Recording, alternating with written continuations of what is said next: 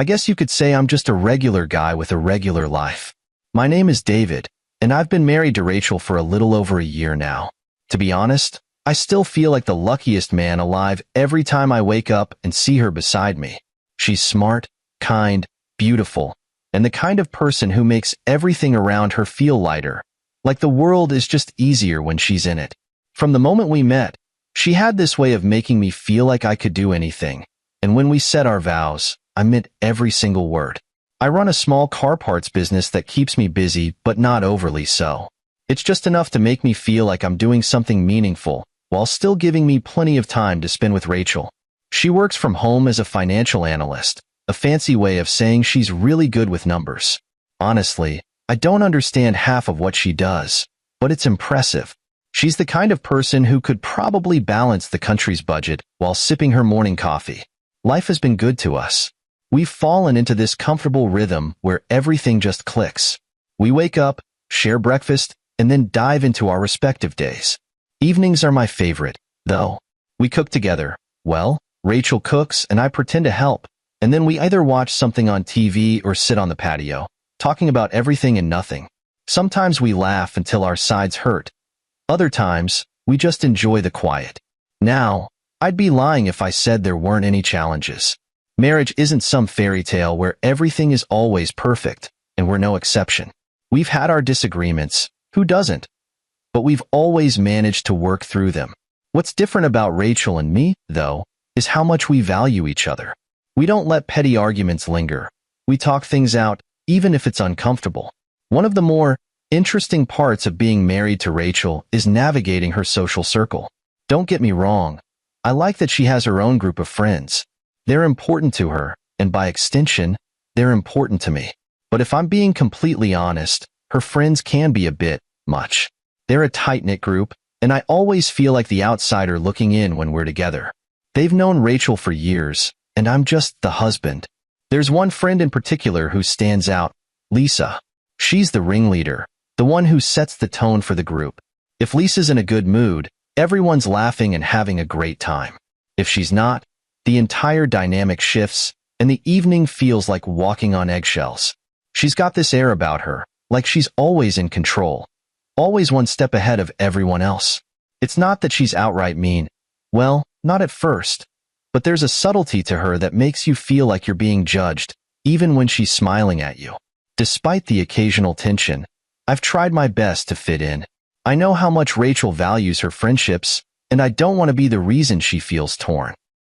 So, I show up at the dinners, the brunches, the gatherings.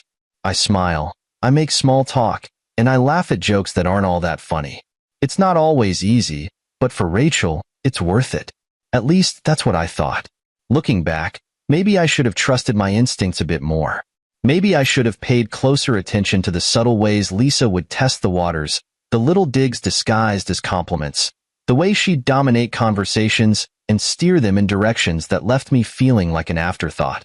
But at the time, I shrugged it off. I told myself it didn't matter because Rachel and I were happy, and that's all that counted. If only I'd known what was coming. If only I'd seen the storm brewing on the horizon. They say hindsight is 20/20, and in this case, they're absolutely right. What started as a seemingly innocent dinner invitation would turn out to be a moment that tested everything. My patience, my pride, and my marriage. But I'll get to that soon enough. For now, just know this. Life was good. Better than good. It was the kind of life you don't want to take for granted, the kind of life you fight to protect. And that's exactly what I was about to do, even if I didn't realize it yet. I remember the day Rachel mentioned the dinner like it was yesterday. It was a typical Tuesday evening, one of those quiet nights when nothing out of the ordinary was expected. I had just come home from work, exhausted but content, and Rachel was in the kitchen prepping a salad while humming along to some pop song playing on the radio. It was one of those moments that made me appreciate how simple and wonderful life could be. "Hey, David," she said, her voice light and casual. "Lisa and the girls are organizing a dinner at Lobby this Friday. You know, that fancy French place downtown? They said we should come." I paused, the TV remote halfway to my hand. "We?" I asked, raising an eyebrow. Usually, Rachel's group outings didn't involve me unless it was a major event like a birthday or an anniversary party. Yes, she replied, laughing at my expression. Apparently, Lisa insisted. She said it's been a while since you joined us, and she thought it would be nice for you to spend some time with the group. You've been working so hard lately. You deserve a nice evening out. There it was, the first red flag. Lisa insisting on my presence? That didn't sit right with me. Lisa wasn't exactly known for her inclusive attitude, especially when it came to me. She'd always been polite enough, but I could tell she didn't think much of me. I didn't come from the same privileged background as most of Rachel's friends, and while Rachel never cared about that, Lisa's subtle comments over the years had made her feelings crystal clear. Still, I didn't want to make a fuss. Sure, I said, shrugging. Why not? It might be nice to see everyone. Rachel smiled, clearly pleased. Great. It's at 7 p.m. Oh, and Lisa mentioned it's going to be a little more formal than usual, so maybe wear your navy suit. You know, the one that makes you look like a movie star. I laughed at her attempt to butter me up but agreed. The suit was fine, and honestly, the thought of Rachel beaming at me all night made the idea of the dinner a little less daunting. The rest of the week passed uneventfully, but I couldn't shake the strange feeling in the back of my mind. Something about the invitation didn't sit right. Maybe it was the way Rachel had casually dropped Lisa's name as if that alone was supposed to convince me, or maybe it was just my gut telling me that this night wasn't going to be as simple as it seemed. Friday arrived, and as we got ready, Rachel seemed genuinely excited. She picked out a stunning green dress that made her look radiant, and I couldn't help but feel proud to have her by my side. You're going to knock them dead, I said as we got into the car. She just smiled and squeezed my hand. We arrived at La Vie a little before 7 p.m. The restaurant was everything you'd expect from a high-end French establishment. Dim lighting, soft classical music playing in the background, and waiters who looked like they'd stepped out of a luxury magazine. Rachel's friends were already seated at a table near the center of the room, laughing and chatting like they owned the place. As we approached, I noticed something odd. The table was set for 8 people, and every seat was taken. I did a quick count to make sure I wasn't imagining things. Nope. 8 people, 8 seats. And Rachel and I made 10. Lisa spotted us and waved us over, her smile wide and full of something I couldn't quite place. David, Rachel, so glad you could make it, she called out. Rachel stepped forward, returning Lisa's hug while I lingered awkwardly behind. Lisa, I said, motioning to the table. I think there's been a mix-up. There's no seat for me. Lisa tilted her head, her smile never wavering. Oh, didn't Rachel tell you? We only reserved for 8. But don't worry. I'm sure the staff can bring over an extra chair for you. The way she said it, so casual, like I was an afterthought, sent a chill down my spine. Rachel looked flustered, glancing between me and Lisa as if trying to figure out how to fix the situation.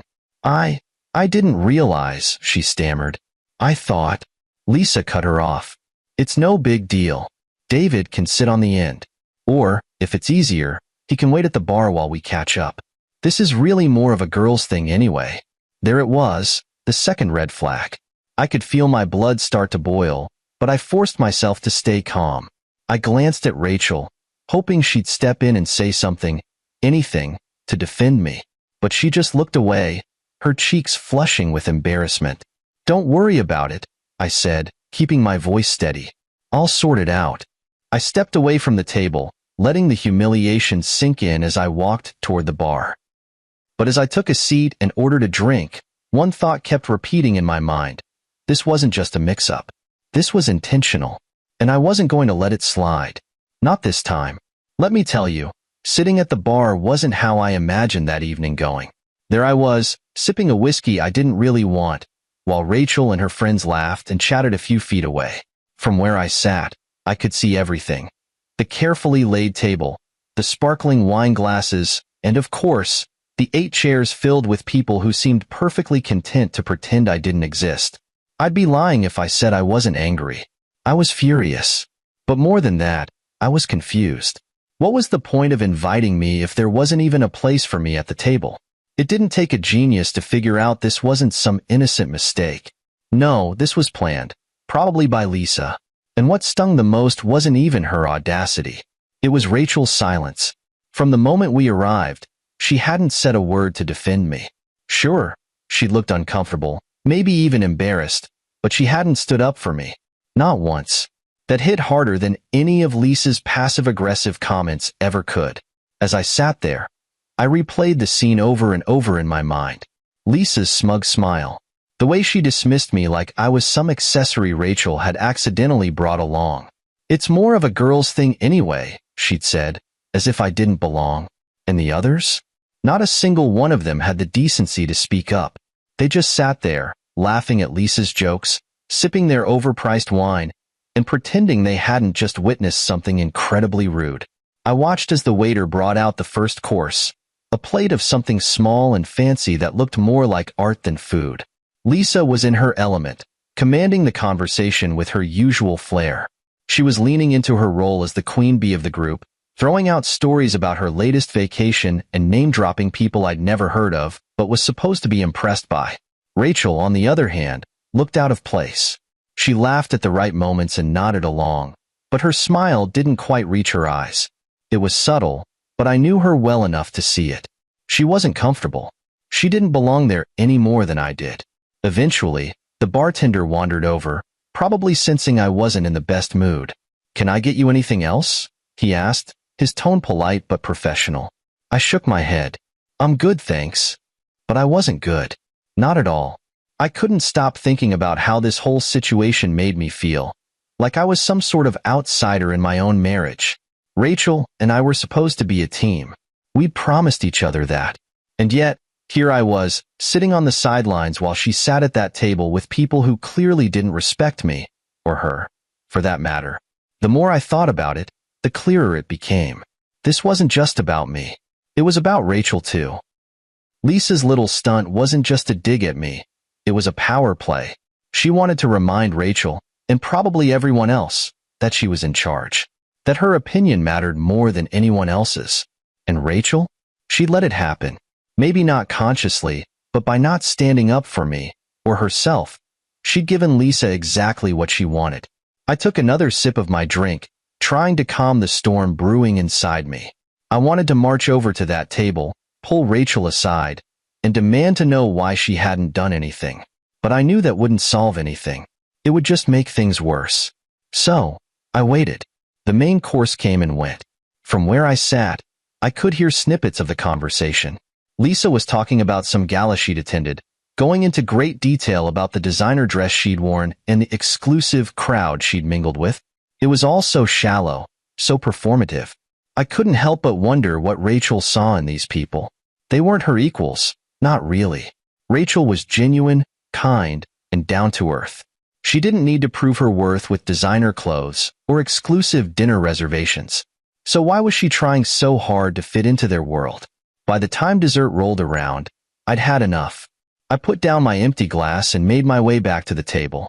As I approached, the laughter died down, and all eyes turned to me. "David," Lisa said, her voice dripping with faux surprise. "We were wondering where you'd gone. You missed such a lovely dinner." I smiled, but it didn't reach my eyes. "I didn't go anywhere, Lisa. I've been sitting at the bar all night. But thanks for noticing." Her smile faltered for just a second before she recovered. "Well, I hope you enjoyed yourself. It's such a shame we couldn't squeeze you in." I nodded, my gaze steady. "It's funny, isn't it? How there was enough room for 8 people, but not 9. Rachel's face turned red, and she opened her mouth to say something, but I held up a hand. "It's fine. I'm not upset. I just wanted to say goodbye before I left. Rachel, I'll see you at home." And with that, I turned and walked out. As I stepped into the cool night air, I felt a mix of anger and relief. I didn't know what would happen next, but one thing was certain. Things couldn't stay the way they were. Something had to change. I drove home that night in silence, the tension from the dinner sitting heavily on my chest. I didn't want to explode in front of Rachel when she got home, so I decided to take a walk to clear my head. Fresh air sometimes helped me think, though this time, all it did was make me replay the evening over and over. Lisa's smug face, her condescending tone, the way she said, "It's such a shame we couldn't squeeze you in." It wasn't a mistake. It was deliberate. She wanted to send a message. I didn't belong. And the worst part? Rachel had just let it happen. When Rachel finally walked through the door later that night, I could tell she was uneasy. She hesitated in the doorway like she wasn't sure whether to approach me or give me space. I decided to let her speak first. "I'm sorry about tonight," she said softly, setting her purse down on the counter. I didn't realize Lisa would pull something like that. I turned to look at her, raising an eyebrow. "You didn't realize? Really? Rachel? This is Lisa we're talking about." Her shoulders slumped. I know she can be difficult, but I didn't think she'd do something so petty. I didn't know what to say without making a scene. I let out a humorless laugh.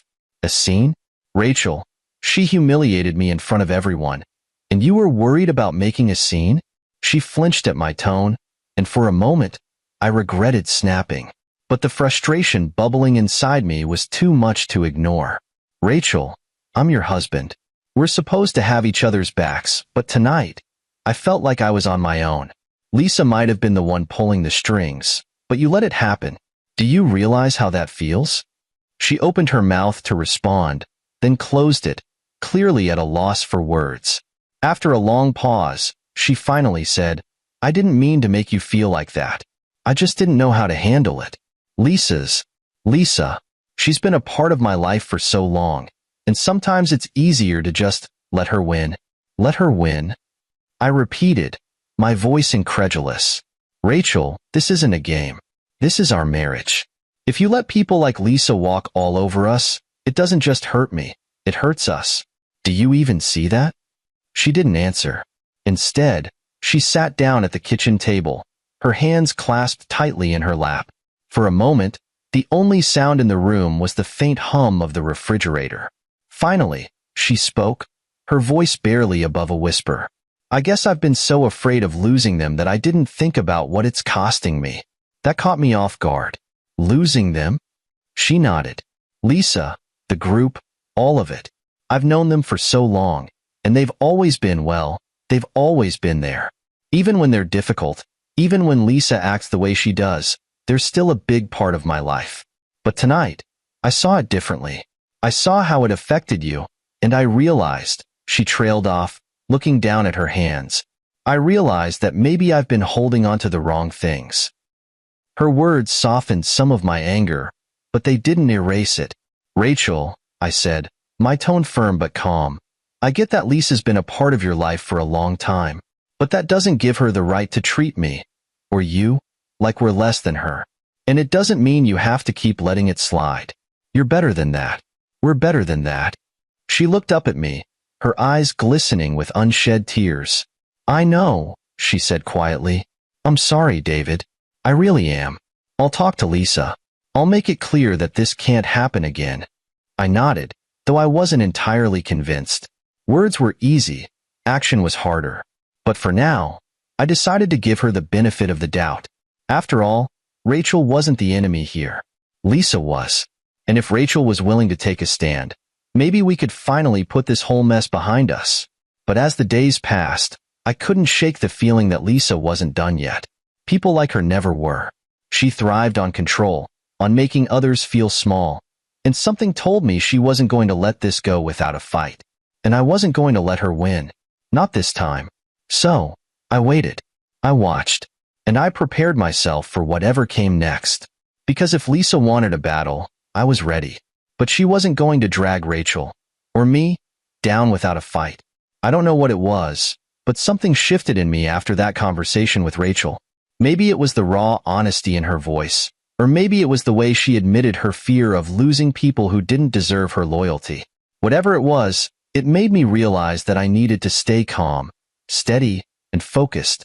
If Lisa wanted to play games, I wasn't going to stoop to her level, but I also wasn't going to let her humiliate me again. Rachel said she'd talk to Lisa, but I didn't put much stock in that.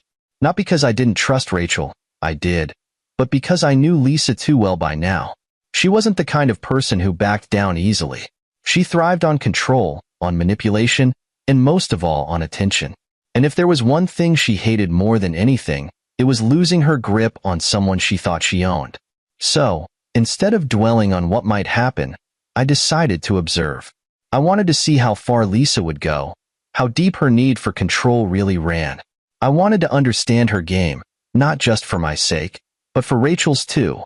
The first real test came a few days later when Rachel mentioned another dinner party. This one wasn't as formal as the last, but Lisa would be there, along with the rest of the group. Rachel seemed nervous when she brought it up, like she was bracing for me to say no. "Do you want to come?" she asked, her voice tentative. "I understand if you don't. After what happened last time." I looked at her for a moment, trying to gauge what she really wanted. Was she asking me to come because she thought it would help, or because she felt guilty? Either way, I could see the hesitation in her eyes. She wanted me there, but she was afraid of what might happen. "Yeah," I said finally. "I'll come." Rachel looked surprised. "You will?" "Of course," I said, giving her a small smile. "I'm not going to let Lisa, or anyone else, make me feel unwelcome. Besides, you're my wife. Where you go, I go." Her face softened, and for the first time in days, she looked genuinely relieved. "Thank you, David. That means a lot to me." The night of the dinner, I decided to approach things differently. I wasn't going to sit back and let Lisa control the narrative this time. Instead, I was going to observe, to watch how she interacted with everyone. Not just me, but the whole group. From the moment we arrived, it was clear that Lisa was in her element. She greeted everyone like she was hosting the event herself, even though the dinner was at another friend's house. Her laughter rang out across the room, loud and deliberate, drawing attention to herself at every opportunity. When Rachel and I walked in, Lisa's eyes lit up, not with warmth, but with something sharper, more calculating. She greeted Rachel with a hug, then turned to me with a smile that didn't reach her eyes. "David," she said, her tone overly sweet. "So good to see you again. I'm glad you decided to join us." "Thanks for having me," I replied, matching her tone. "It's always a pleasure." The subtle tension between us was almost tangible, but I kept my cool. I wasn't going to give her the satisfaction of knowing she'd gotten under my skin. As the evening went on, I started to notice little things. The way Lisa would steer the conversation back to herself whenever someone else tried to talk. The way she'd throw in backhanded compliments, like telling Rachel, "You're so lucky David doesn't mind these kinds of events." Most men would hate being dragged along to something so fancy. I also noticed how the others responded to her. Some of them laughed nervously at her jokes, while others avoided eye contact altogether. It was clear that Lisa's dominance wasn't just about me. It was about the entire group. She thrived on their discomfort, on their unwillingness to challenge her. But what stood out the most was Rachel. She was quieter than usual, more reserved. She didn't laugh as much, and when she did, it felt forced. I could see her glancing at me every now and then, as if checking to make sure I was okay. By the time dessert was served, I'd learned everything I needed to know. Lisa wasn't just trying to humiliate me. She was trying to control Rachel too. She wanted to remind Rachel that she was the alpha, the one who called the shots. And in doing so, she was testing Rachel's loyalty. It was a game I'd seen before, but this time, I wasn't going to let her win. I wasn't going to let her manipulate Rachel into choosing between me and her so-called friends. When the night finally ended, Rachel and I walked to the car in silence. Once we were inside, she turned to me, her expression filled with worry. "How was it?" she asked hesitantly. I looked at her for a long moment before answering. "It was enlightening." She frowned. "Enlightening?" I nodded. "Yeah, I saw exactly what Lisa's trying to do. And Rachel, it's not just about me. It's about you too. She wants to control you, to keep you in her orbit. But you don't have to let her. You're stronger than that." Rachel didn't say anything right away, but I could see the gears turning in her mind. For the first time, I felt like she was starting to see things the way I did. And that was a start. As we drove home, I couldn't help but feel a sense of resolve. Lisa might have been playing her games, but I wasn't going to let her win. Not with Rachel. Not with me. Not with us. By the time the next dinner invitation came around, I was ready. I had spent enough time observing, watching Lisa's games unfold, and seeing how Rachel struggled to navigate the delicate balance between her marriage and her long-standing friendships. I decided that this time, things were going to be different. This time, I wouldn't let Lisa's little power plays go unanswered. Rachel brought it up one evening after dinner. She seemed hesitant, like she was walking on eggshells, and I could already guess why. "David," she began, her voice careful, "Lisa and the others are planning another dinner this weekend. It's at the new Italian place downtown. She asked if we'd like to come." I put down my coffee and looked at her. "She asked if we would like to come?" I repeated, emphasizing the we. Rachel nodded. "Yes, she did.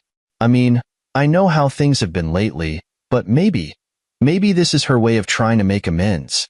I raised an eyebrow, unconvinced. "Lisa? Make amends?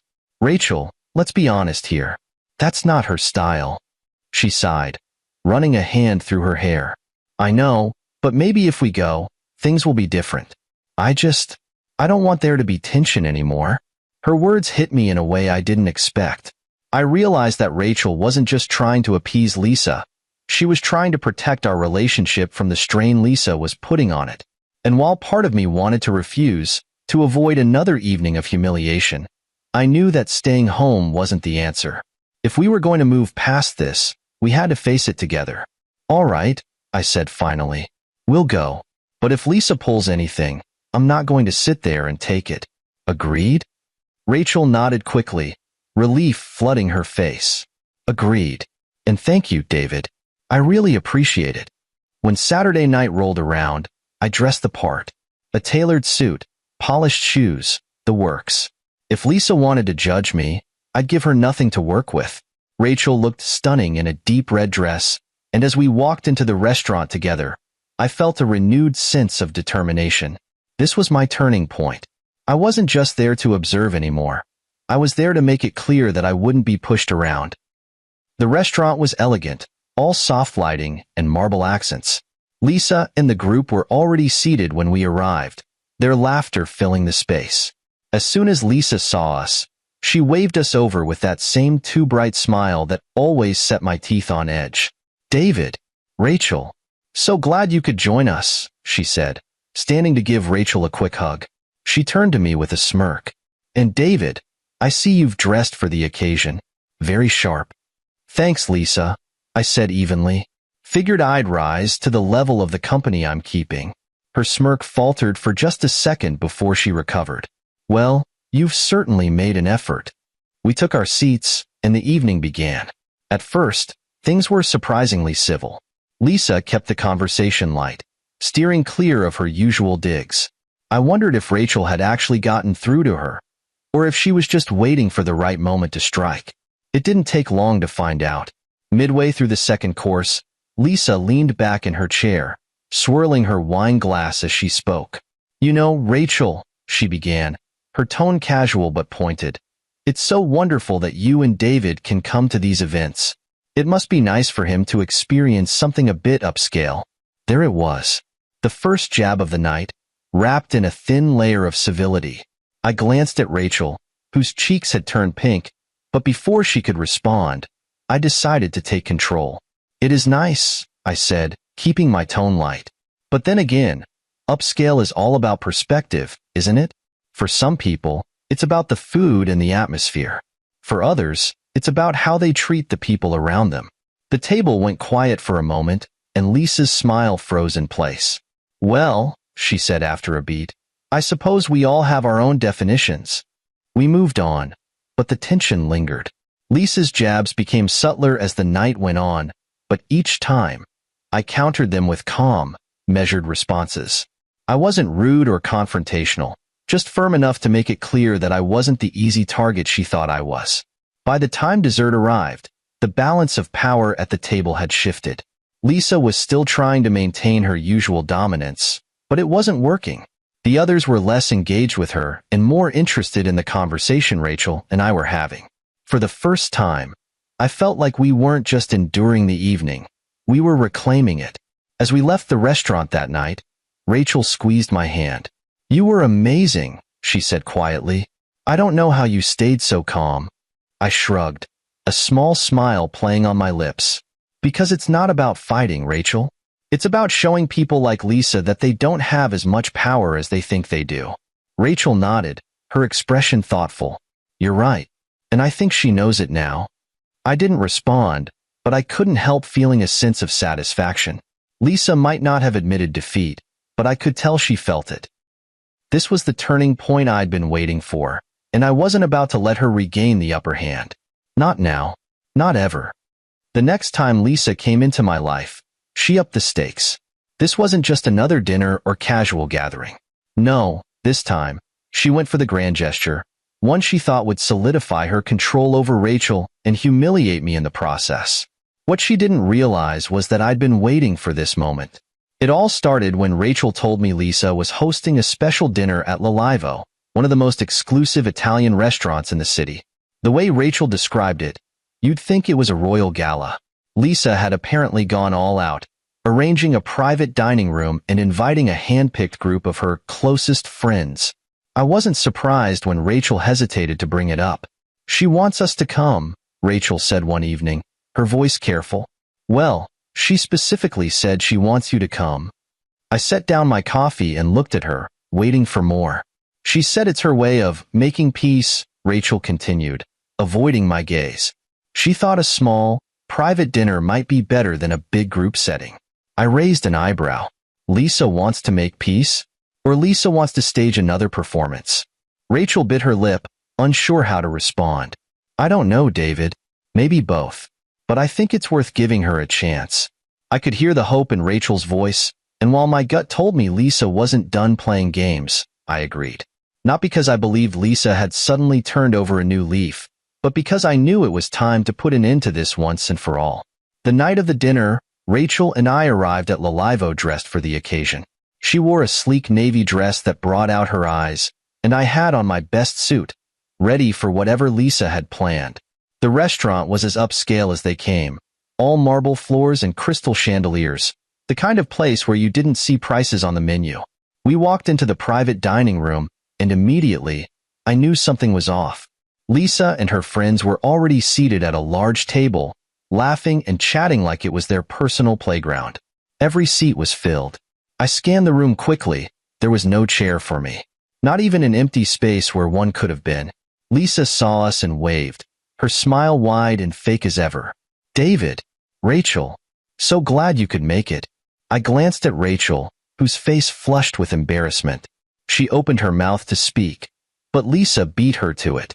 "Oh, Rachel, I'm so sorry," Lisa said, her tone syrupy sweet. "I must have miscounted. We only have seats for 8. But don't worry, David can grab a spot at the bar. The cocktails here are divine." Rachel froze, caught between me and her friend, her expression a mix of anger and shame. I stepped forward, keeping my voice calm and even. "No need for the bar, Lisa. I'll take care of it." I turned and walked out of the room before Rachel could say anything, heading straight for the restaurant manager. He greeted me with a polite smile, but that smile widened when I introduced myself. "Mr. Thompson," he said, his voice filled with recognition. "It's an honor to meet you. How can I assist?" "I own this place," I said plainly. "There's a private party in your dining room that I need you to help me address." His eyes widened slightly, but he nodded. "Of course, sir. What do you need?" I told him what I wanted, and within minutes, the manager and I walked back into the private room. Lisa was mid-sentence, basking in the attention of her friends, when the manager interrupted. "Excuse me," he said, his tone professional yet firm. "I'm afraid there's been a misunderstanding. This dining room is reserved for Mr. Thompson and his guests. I'll have to ask your party to vacate the space." The room went silent. All eyes turned to me. Lisa blinked, her confusion quickly morphing into indignation. "What are you talking about? I reserved this room weeks ago." The manager gestured toward me. "Mr. Thompson owns the restaurant. He's graciously offered to cover your bill tonight, but this space belongs to him." Lisa's face turned bright red, and she stammered, You own this place?" I nodded, my expression calm. "Yes, Lisa, I do. And it seems there was indeed a miscount tonight, just not the kind you were expecting." The others at the table looked uncomfortable, exchanging glances as they realized what had happened. Rachel, meanwhile, sat frozen, clearly mortified. "Now, if you'll excuse me," I said, turning to the manager, "please arrange another table for these guests, somewhere more suitable." The manager nodded, ushering Lisa and her group out of the room. As they left, Lisa shot me a look that could have melted steel, but I didn't flinch. Instead, I turned to Rachel, who was still sitting quietly, her hands clasped tightly in her lap. "I'm sorry," she said softly, tears brimming in her eyes. "I didn't know she would do this." I sat down beside her, my voice gentle but firm. "Rachel, I know this is hard for you, but you have to see it for what it is. Lisa doesn't respect you, or us. This wasn't about a miscount. This was about control." She nodded slowly, wiping at her eyes. "You're right. I didn't want to believe it." "I know," I said, reaching for her hand. "But we can't let people like Lisa dictate how we live our lives. You don't need her approval. You never did." Rachel looked at me, her expression filled with something I hadn't seen in a while, determination. "You're right. I'll talk to her. I'll make it clear that this can't continue." For the first time, I felt like we were on the same page. Lisa's games had gone too far, and while I knew she wouldn't give up easily, I also knew that Rachel and I were stronger together. As we finished our evening in the private dining room, just the two of us, I realized that this wasn't just a victory for me. It was a turning point for our marriage. And I wasn't about to let Lisa take that away from us. The fallout from the dinner at Lalivo was a turning point for Rachel and me. The ride home that night was silent, both of us lost in our thoughts. I didn't push her to talk. I knew she needed time to process what had happened. Lisa's stunt had crossed every possible line, and for the first time, Rachel had seen it as clearly as I had. When we got home, Rachel finally broke the silence. She sat on the couch, her shoulders slumped, and looked at me with tears in her eyes. "David," she began softly, "I'm so sorry. I didn't realize how much Lisa has been manipulating us." I sat down beside her, giving her the space to speak. She continued, her voice trembling. "I thought she was just being Lisa, you know, a little overbearing, a little bossy. But tonight, I saw it. She wasn't just trying to humiliate you. She was trying to make me choose, to prove that she could still control me." I nodded, letting her words sink in. "Rachel, I've been trying to tell you this, but I didn't want to push too hard. I know how much your friendships mean to you. But Lisa? She doesn't want what's best for you. She wants what's best for her, and she's willing to hurt anyone who stands in her way, even you." Rachel wiped her eyes, her expression shifting from sadness to resolve. "You're right. I see that now. And I'm done letting her do this. I'm done letting her make me feel small, or like I have to earn her approval. I don't need her in my life if it means sacrificing the respect we have for each other." Her words were like a weight lifting off my chest. For so long, I'd felt like I was fighting this battle alone. But now, Rachel was with me. She wasn't just apologizing. She was taking a stand. And for the first time, I truly believed that things could change. The next day, Rachel called Lisa. She didn't tell me exactly what was said, but when she hung up, she looked relieved. "It's done," she said simply. "I told her that her behavior was unacceptable and that I need space. If she can't respect me, or us, then there's no place for her in my life." I could see how hard that conversation had been for Rachel, but I was proud of her. She'd taken control, not just for me, but for herself. And in doing so, she'd set a boundary that Lisa couldn't cross. The weeks that followed felt like a breath of fresh air. Without Lisa's toxic influence hanging over us, Rachel and I grew closer. We started spending more time together, rediscovering the joy that had brought us together in the first place. Our evenings became lighter, filled with laughter and meaningful conversations. It was as if a dark cloud had lifted, allowing us to see each other more clearly than ever. Social events with Rachel's other friends became more enjoyable too. Without Lisa dominating the dynamic, the group felt more relaxed and genuine. People who had once been hesitant to engage with me now opened up, and I found myself actually looking forward to these gatherings. It turned out that not everyone in Rachel's circle shared Lisa's toxic tendencies. They had just been overshadowed by her presence. One night, as we were getting ready for a party, Rachel turned to me with a thoughtful expression. "You know," she said, adjusting her earrings, "I've been thinking about Lisa a lot lately. Not in a bad way, just reflecting." I raised an eyebrow. Reflecting? She nodded. I used to think she was this larger-than-life figure, someone I needed to impress to feel like I belonged. But now I see that she's just flawed. Insecure, maybe. She uses control and manipulation to mask her own fears. And while I don't excuse what she's done, I can't bring myself to hate her. I actually hope she finds her way. Her words surprised me, but they also reminded me why I fell in love with her. Rachel had always been compassionate, even in the face of hurt. You're a better person than most, I said, smiling. But don't forget, you're not responsible for fixing her. She nodded, a small smile playing on her lips. I know. She has to figure that out for herself.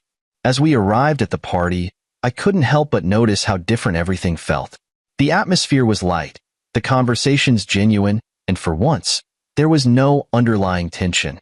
Rachel was glowing, her laughter filling the room, and I felt a deep sense of pride knowing she had reclaimed her confidence.